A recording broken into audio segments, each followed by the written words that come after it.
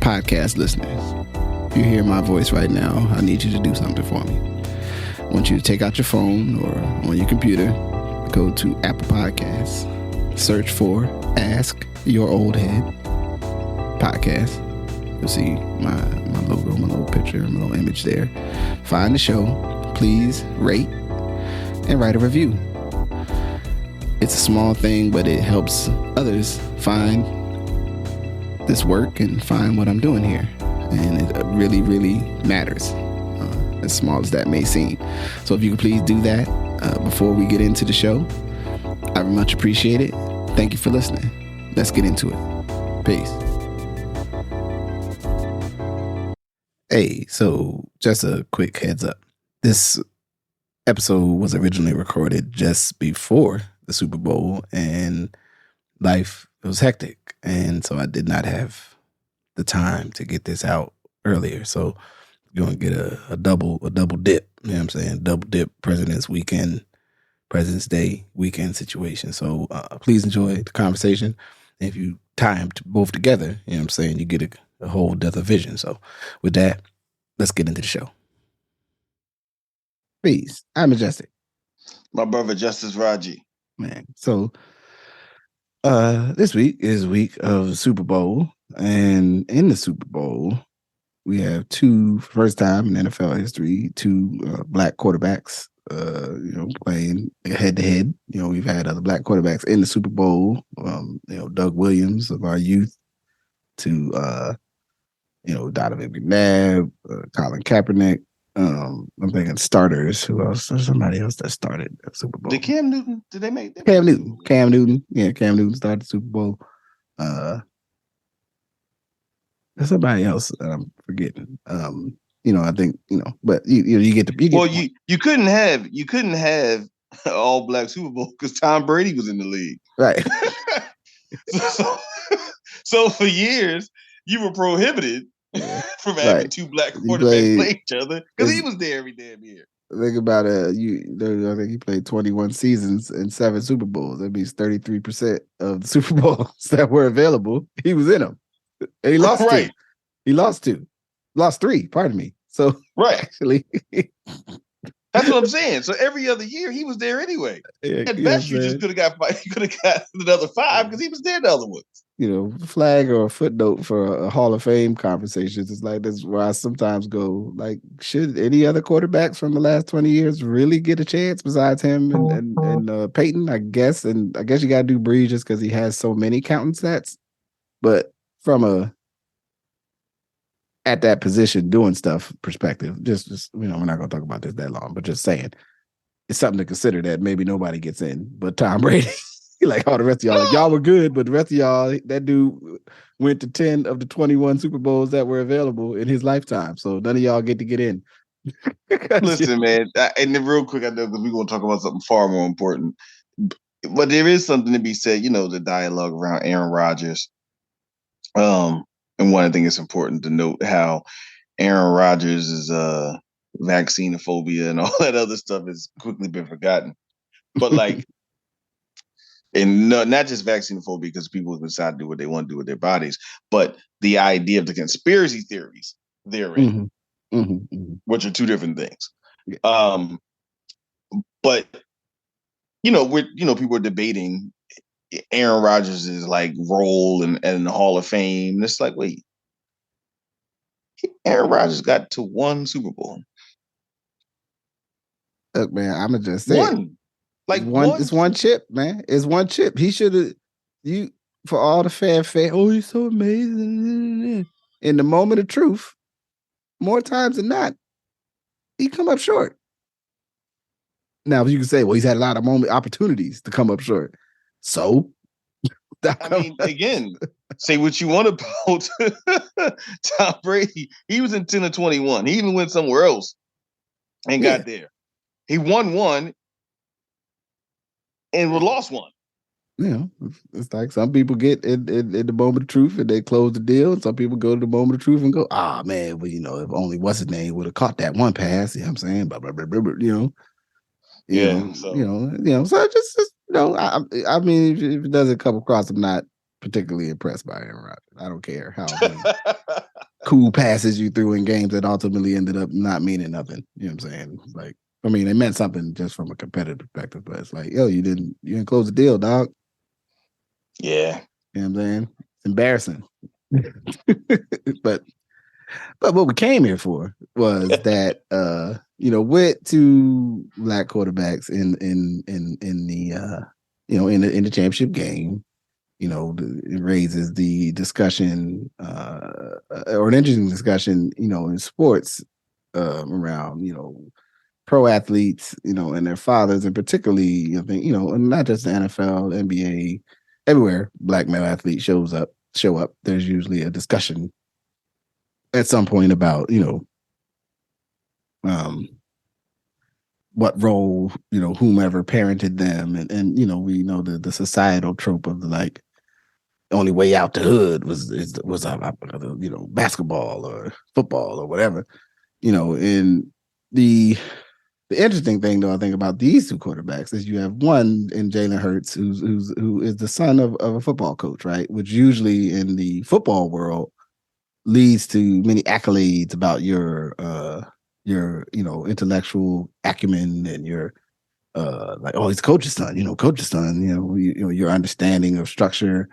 And and not to say that Jalen Hurts doesn't get any of that praise, because he does get some praise, definitely for his character, and from all accounts that I've had access to, he appears to be a dude that's like, real stand up dude. Like, as a Giants fan, I don't like the Eagles, but I feel all right going, hey man, tip my hat, to them believing in dude and giving him the time to grow and develop as a pro, which is not normally done. And then, Patrick Mahomes is in many ways, I mean, I think he's head and shoulders the best quarterback in football right now. And then, it's like him, and then it's the next group of everybody, whoever you want to put in there.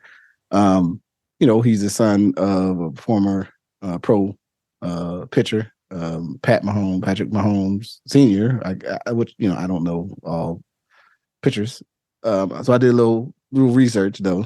And, I think, he was like a 15-year pro. So he definitely made some money. Now, you got every money they want to remember. If you played baseball in the 80s into the 90s, depending on your time window, you may not have made as much money as, because we might be thinking that you made today's top of the line player money, where you might have, not that you didn't, he may have never crossed $1 million, I guess I would say, in any given year. I don't know for sure. I'll go look into that. Right. But he's definitely, he's from Texas, and not like city Texas. He's from more country environment, and Texas. As he said, they smoking on that Joe Burrow. With a certain level of gravelness in his voice, was definitely like a, he, for whatever it's worth, I'm not sure if he's if his style is as people may assume it to be, being a former baseball player, a retired player. But it's a very interesting juxtaposition, because how often the investment in sort of the hard scrabble, overcoming the circumstances of the deleterious experience narrative, gets jacked up. But it's a lot of time in sports, in reality, that narrative of the absent father and then this other thing happening is actually not as prominent as I think folks would be. So it just struck me. I thought, like, it might be a good opportunity for us to have a conversation about black fathers and sports, and especially even in these two particular athletes. Like, kind of the, like, interesting, I don't know if I want people constantly talk about it. I mean, there was, I guess, a fair amount of articles in the last 2 weeks kind of touching base about them, but I just thought it was something that we should touch base on. So what was some of your thoughts just in that realm? Yeah, I think very similar to you. The sports as a lens, right? And I think there's enough information that we see in the last 40 years, sports as a lens into the black experience, right? Depending on your age, you may not remember a time when, black people were framed exclusively by sports. And at that time, you didn't have, Maverick Carter and Rich Paul and LeBron James and, Kevin Durant being an investor and every other basketball player being a VC, right? And in the context of the whole buy black to buy and, athletes being involved in that. So we take for granted that like that wasn't the way black athletes were perceived, especially in the 80s. Mm-hmm. Yeah. When the idea of the 80s was frankly the cocaine fueled, uh, player rather in basketball with Michael Ray Richardson and, being banned from the league, or Lawrence Taylor. Right. Mm-hmm. And like this idea of like the black player that is like, again, like we know the tropes, uncontrollable, unstoppable, right? High off some sort of drug. And then, according with that also was this like they learned to play this because they was running around in Florida or Texas, chasing squirrels and shit. You know what I mean? Oh, like, yeah. They're like, the whole muck city, that's a real thing, right? But like they chased the rabbits in the sugarcane fields. Like that was one of the So I zones mean, from that Florida. is a That real was like thing. a cited, like real, like Muck City. So that is a real thing. But like, so you're framed as either doing that, and again, pure athletic talent, not smart. So we have the history of the black quarterback, where being plagued by this idea of making the right decisions. Mm-hmm. I mean, this goes back to Jersey Joe Gilliam, right? That played for the Steelers. Mm-hmm. You had, Warren Moon, who was well regarded, but known for his rocket arm, right? Randall Cunningham was a scrambler, right? And we always juxtaposed them versus, Doug Williams being like a scrappy quarterback, right? We always juxtapose them versus the Joe Montanas and so on. So now, so even like Dion, like, right, when you think about Prime, we don't talk about what his background was, his family was. We just think about him getting out the mud and being flashy and a lot of these things. And everybody always talking about shout out to their mothers, right? So when you look at today and you look at football and you take these two, which I think are just good examples, like one, to your point, one is a coach's son, right? So he's been playing football and thinking about systems of playing football and went to, Alabama, went to Oklahoma, two schools with good coaches, good systems, comes to Philadelphia, does what he does there. But I don't know how much we always think about how smart those players are, right? Like, do we think of them in the ways that we've thought about other quarterbacks? Yeah. And then Mahomes as well, being again a football player, and he could have been a professional baseball player, which is important to remember. And also that black people still do play baseball. Yeah. I know we have that challenge, there's that conversation, but black people actually do. And we know diasporic black people play baseball, but also black people in America still play baseball. Yeah. Yeah. Mm-hmm. And just this idea again of this quarterback who was a once in a generation quarterback whose father was in his life. There's no missing meals, roaches falling from the, from the rafters and roaches falling from the rafters into his, Honey Nut Cheerios and shit. Like, you know what I'm saying? Like it just, what does this mean when we start to really understand that these very successful athletes and very successful people are coming from families? Mm-hmm. And what does that mean when we start talking about it? How do we lift up this idea of black children coming from functional and successful families and normalizing that in sports? I think you could also take a look at basketball, which is much the same way. And the two ones I'll use to juxtapose for that are the ideas of LeBron and Allen Iverson, right? Mm-hmm. And when we think about them, we think about, again, coming about the projects or some situation, very close with their mothers again, right? And using basketball as a way to like change their lives. And I think a lot of us had that thought about players, right? Which is interestingly, we don't frame Kobe the fact that his father was a professional basketball player. Sometimes we be like, "Oh yeah, he's from Italy and all that." Yeah, because your dad was playing international basketball. Yeah, like, but and your dad also did play in the NBA, but he also had to play overseas. Like, you know what I'm saying? Yeah, so your father, like, so the person that we look at sometimes are like, look at his dedication. Yeah, because he came from a basketball family. Like, he actually knew what it took to do the thing. Yeah. Which is important to think about why he was successful, because he knew what it took to do the thing, even if he didn't go to college to do the thing. But so when you look at, like I said, look at LeBron and Iverson, and then today we have the Ja Morants, we got this Steph Curry's, we got Klay Thompson's, right? We have these basketball players now who, again, are not framed by the other kind of thing of like, you didn't have nothing, played on a hoop, played on a rim with no, you know what I'm saying? Like, played on a bald rim and had to shovel snow. You got people who play smart, thoughtful basketball, and they are the children of other athletes, right? And so, again, of men who were in their children's lives. Yeah. And, sometimes I think, we like to talk about the stats of Black fathers, and talk about how Black fathers father more, and I think that's good. Sometimes we talk about the numbers, but nothing beats a real story.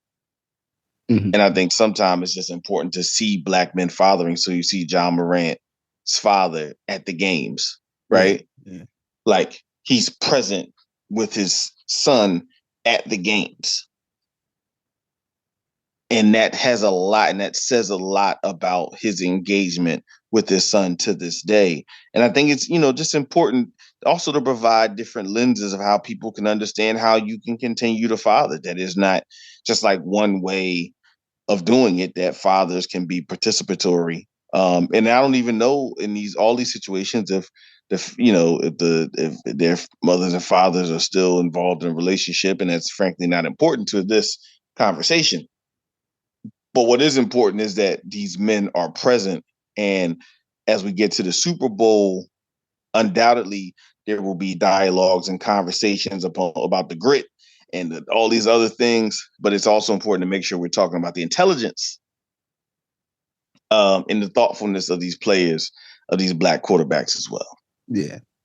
Well, it's interesting too, because I think it's like at least my experience, my interpretation is sort of when the hard scrabble narrative isn't accessible, it's just usually kind of like, let's just not bring it up. like we no longer care about your parents if it's not a hard scrabble story, unless if they were a former pro, and then like if they were like a well-known former pro, right? Then maybe it shifts. But often it kind of becomes, you got to discover, that like, was it like, there's, in this age, there's a fair amount of pro athletes who are the second generation, either directly in and of themselves, or they're like the cousins, they're in the same pod, that's my uncle kind of thing. Like, I was listening to where there's a player on the Giants who as a fan I find beloved, because he's always in a tough situation. My man Darnay Holmes, who's a backup, one of our defensive backs. And I was watching the show, and they were talking about a particular play that was controversy for my Washington Commanders fans, and feeling he should have got a penalty. But during that conversation, he's like, "Yeah, that's like." I don't know. I think that Keyshawn Johnson said it's like his godson, or he's relative to some other former NFL players, either by relationship right. or by direct line.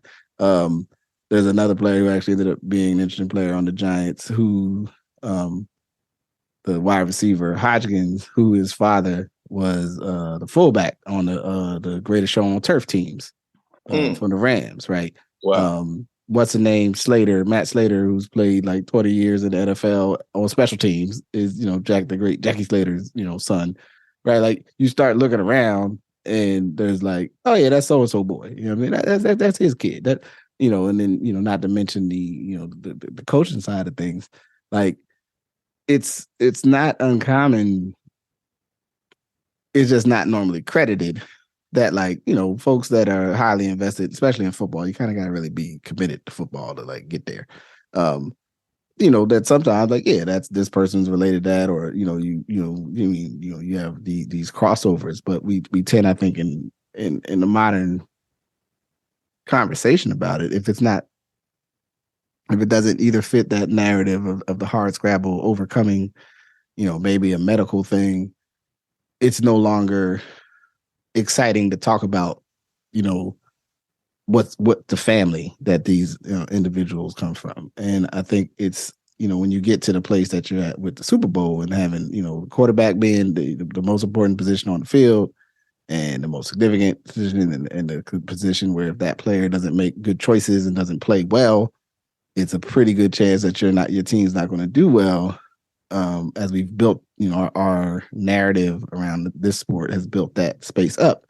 As we've got to this place where the implication is always then that the player that is there, their mental faculty is sometimes a credit to how they were raised and the people they were from and all these other things, whether as subtext, I'm saying, in some cases as text, like the Manning brothers get this acknowledgement of being the child of this player who's seen as like a dude that was really good but was always on superiorly terribly managed teams, in Archie Manning. So it's like Archie was playing great and he was interesting and he ran around and he did crazy stuff, but these teams were terrible, and therefore and I don't know when in the Manning life arc that they decided that, like, I mean, some of it was that Peyton, obviously in the high school level or going to college, like displayed this like super quarterbacking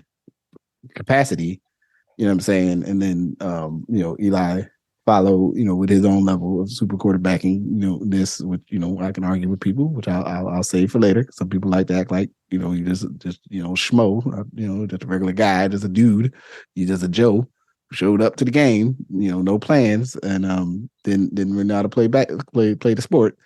It just lucked his way. I think he just said he suffers from like what I think some if I relate like basketball, like you were just really good in a time that like there were just really other people who had these outsized personalities, or even though I mean he was in the biggest media market in America. Well, I cited like. This is my argument. We'll save it for later. If he did the same thing anywhere else, not New York, it would be like a folk hero. But because it's New York, it's the perception of like that it should be better. And he also makes funny faces. I understand. What can you do? He makes a weird face that doesn't always make you think that whatever face he's making means that he's that he's tuned into the game. That's an interesting point. Right. That's a good point. Right. So, but what the heart of what I wanted to get to is that, like, I don't know if some people have a publicist that helps to like further the idea of going like, hey man, that's the son of a coach, and like that like sort of build the legend. You know what I mean? But like I think it's important to think about the relationship that like, yeah, it is significant that if especially if your father is a coach or is involved in the sport too, or as a pro athlete, that if you also then become a pro athlete, like, there's a lot of things where people are really, really good at something and their progeny don't necessarily excel in that same thing, whether that be sports, or other parts of the world. I know, there's a lot of other reasons why, if your parent was a doctor and maybe you didn't become a doctor, but you did something else well, we wouldn't necessarily expect, we know that the being a doctor is not passed through the genes, so to speak. We assume the proficiency in sports is, which I would argue it is not. I would say maybe the capacity and the access and the opportunity because your parent is in that sport is there. But I just listened to a good interview today with Charles Barkley, and the point when he realized his daughter and had to have a conversation with his daughter that you don't really like basketball. And she's like, nah, I'm not really into it. and he wanted he wanted her to be into it, but she wasn't, and he had to accept as a parent, like, yeah, like, yes, she could have this great athletic potential, but if she's not really into basketball, then that's not something that's going to happen, right? But I think it's assumed, and I feel in the way people use the word talent, and they may not mean it, that it's almost this idea that since your dad was good, then you'll be good, or since you come from this, then you'll be great too. And it's like, nah, sometimes you have to you still have to like work to be a good professional athlete, no matter what if you were fortunate in the genetic Olympics to be 6'2" and be able to hold on 230 pounds of muscle and still be fast, that's great. Like, you did win that. You did, in terms of like humans that can play that sport, but right. you still got to learn how to play. You know what I'm saying? Like, right. Like you just. And I think that's also a part of one of the things I was thinking about as you were adding on is just, again, this role of quarterback and about leadership. Mm-hmm. Again, if you kind of look back at the black quarterback, it's been the black quarterback can move. Mm-hmm. The black quarterback is strong. The black quarterback is fast, right?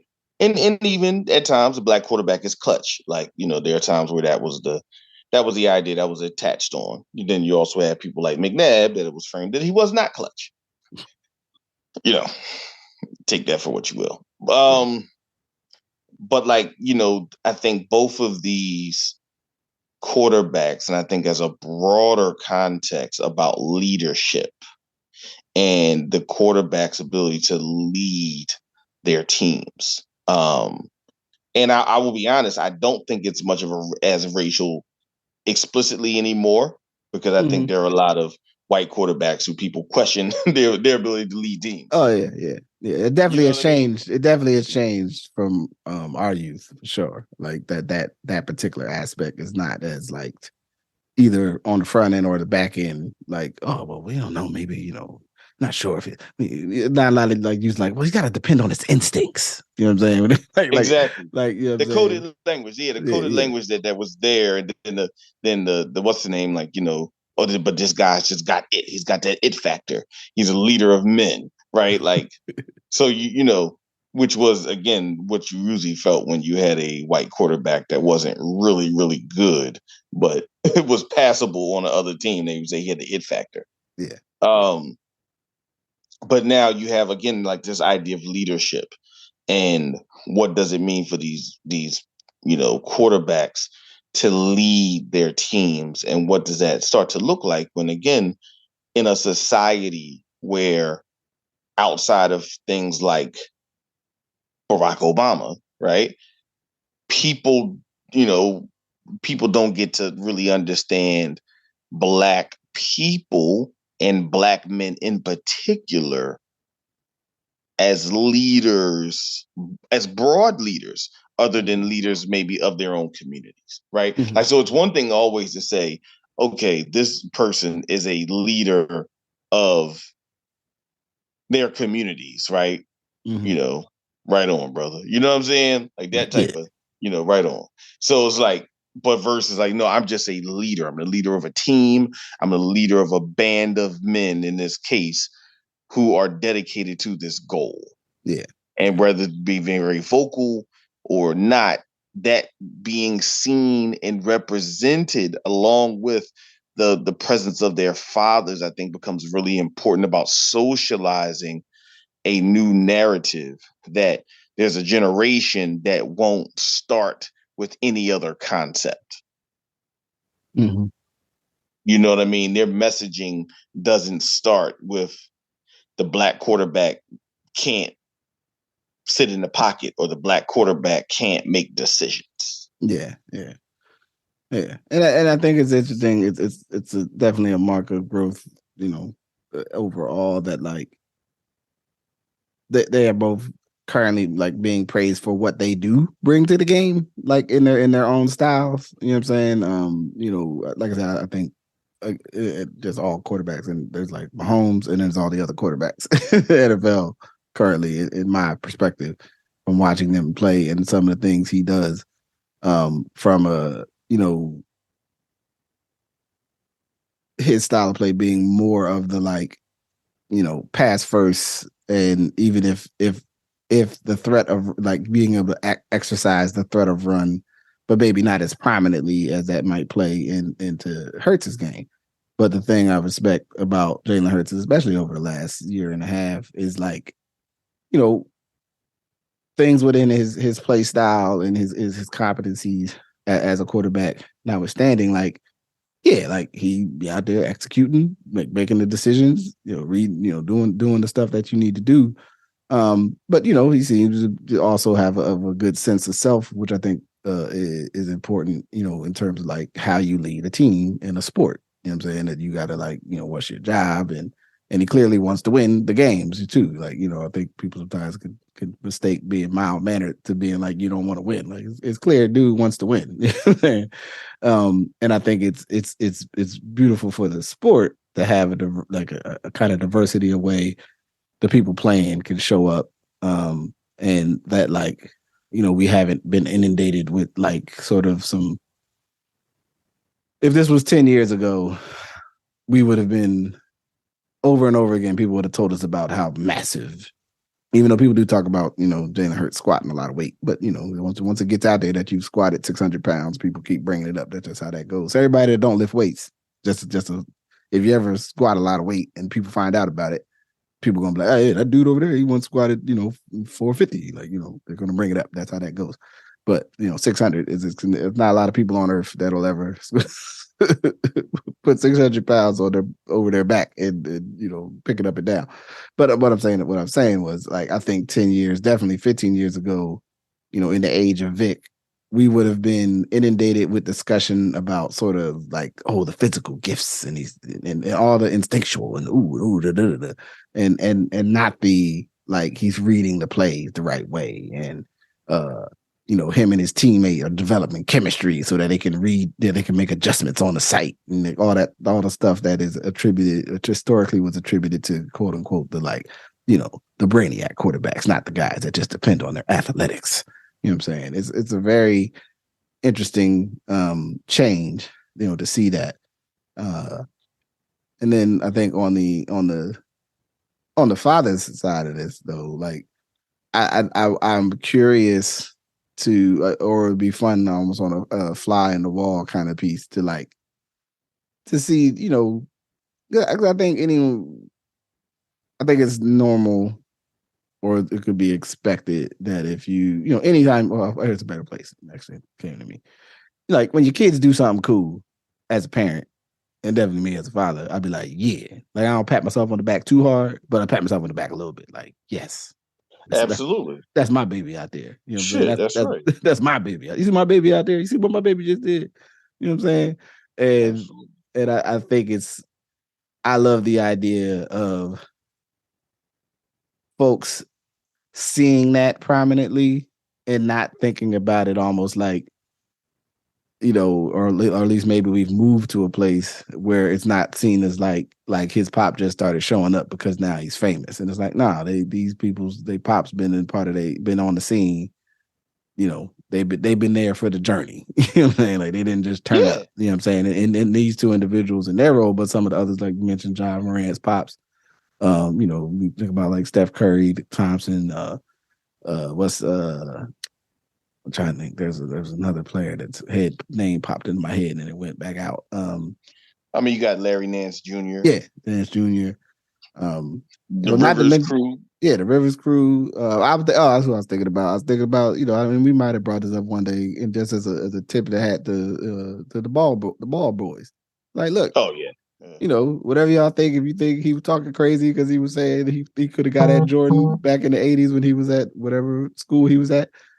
Look, man, if his son's goal were to get to the league and he got all three of them, at least got a shot, and the two of the three is playing, and the other one, maybe playing pro overseas, man, props to them. He like, yes, you could take a personal victory lap in general as a parent if your kids get to the things that they want to do in life and seem to be doing well and are healthy.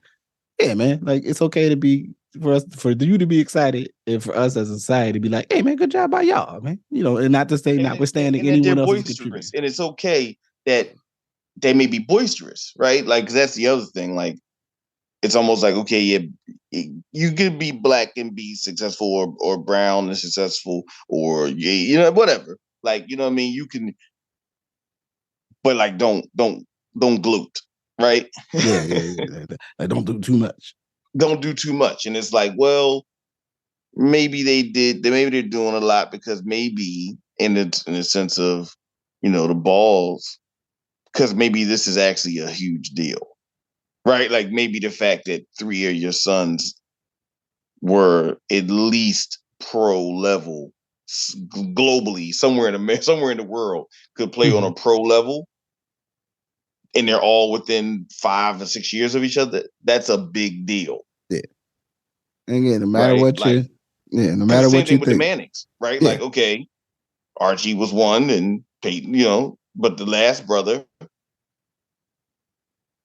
I don't think he made it. But that's fine. Like, Yeah. it doesn't downplay the role of the Mannings. Yeah. Well, the word was that he had a future. He had that spinal stenosis. You know what I'm saying? So he had to give up the football. Oh man. Okay. Yeah. See. Yeah. But anyway, he was the oldest. Cooper was the oldest, and he had to give up the football because of the risk of injury. Okay. But yeah, like, I just think, like, if they are a little different than, I guess, the traditional way we think people should do their victory lap, that's fine. But they still deserve their victory lap. And to the degree where we're socializing, where this is a way that you can be successful, I think it's just really important. So yeah, I mean, I think, just you brought up, just bringing this up as we get closer to it.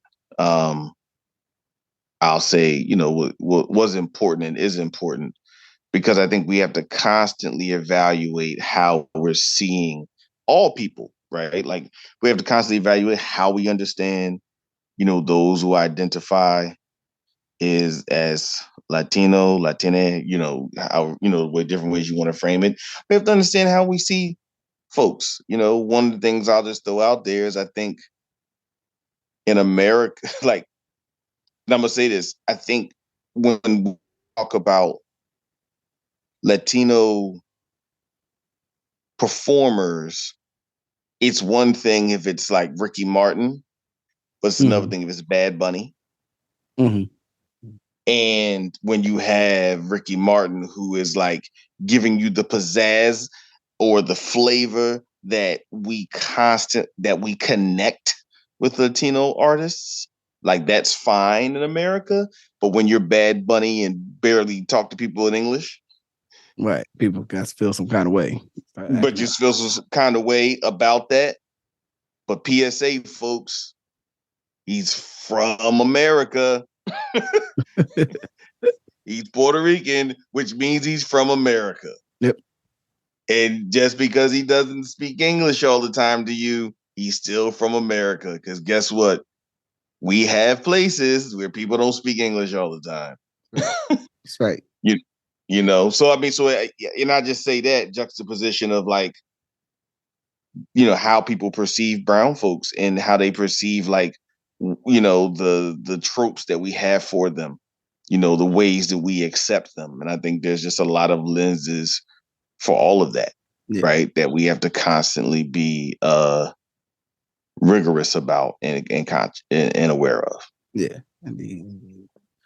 Yeah. So, I think my my overall closing thought would just be, like, I encourage folks to just to turn on their editor to when the narrative about family comes up it over the next week, media week, and even with other players, right? Because it's so much we don't know about these people, who are playing these sports and they're on the TV, and and I ain't saying we need to know everybody's everything. I don't know if we're privileged to that level of understanding, but if we're going to also make other judgments about the nature of people, to make in space where we're going, like, am I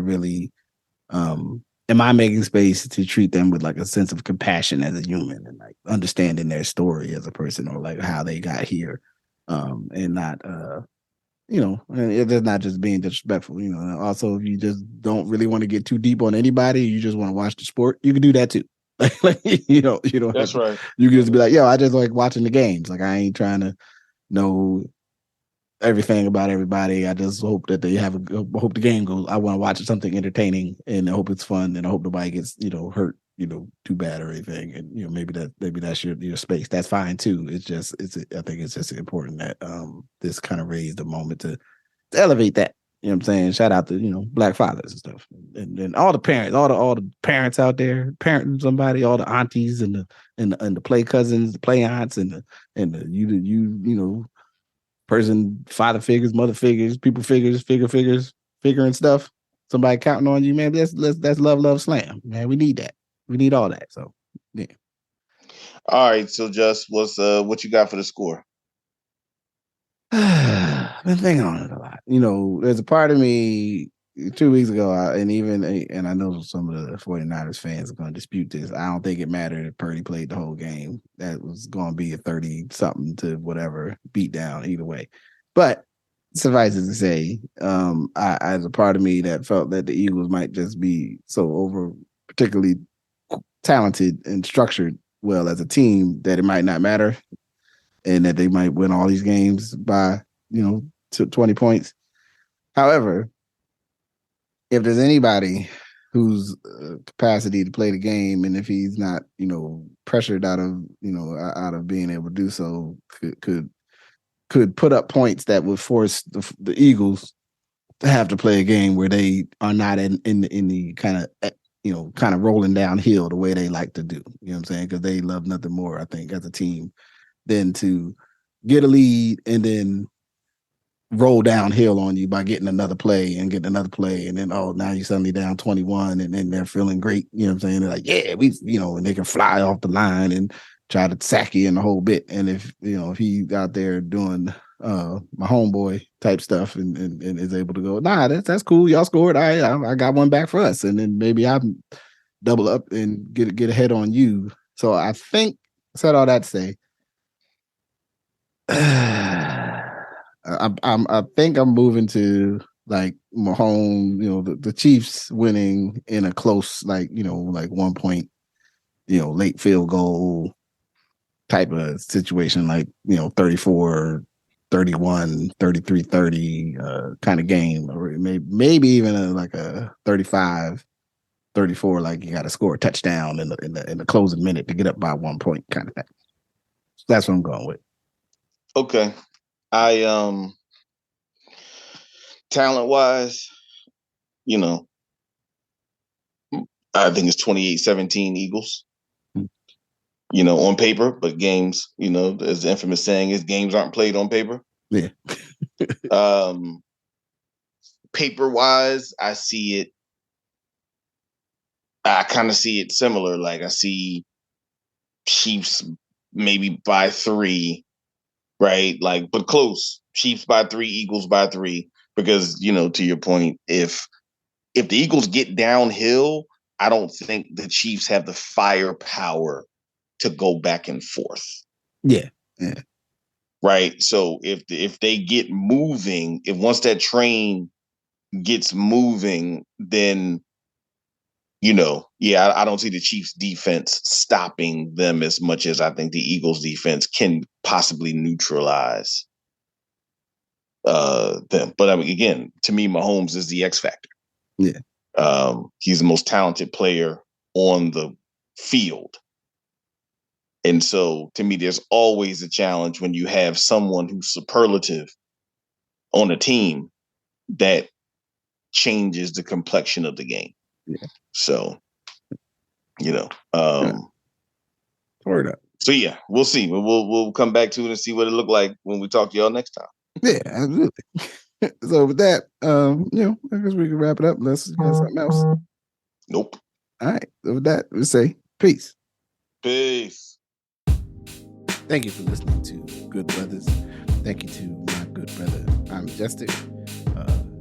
As I said at the beginning, the podcast comes to you directly, edited, produced, and everything by me. So some days a little behind. You can support the podcast by listening, sharing, liking, rating, and subscribing wherever you listen. And the whole drill. So I'm gonna keep it brief on this one because, like I said, it's a President's Day double dip. Okay, the second one coming right up, so I'll save the spiel for that one. So thank you for listening.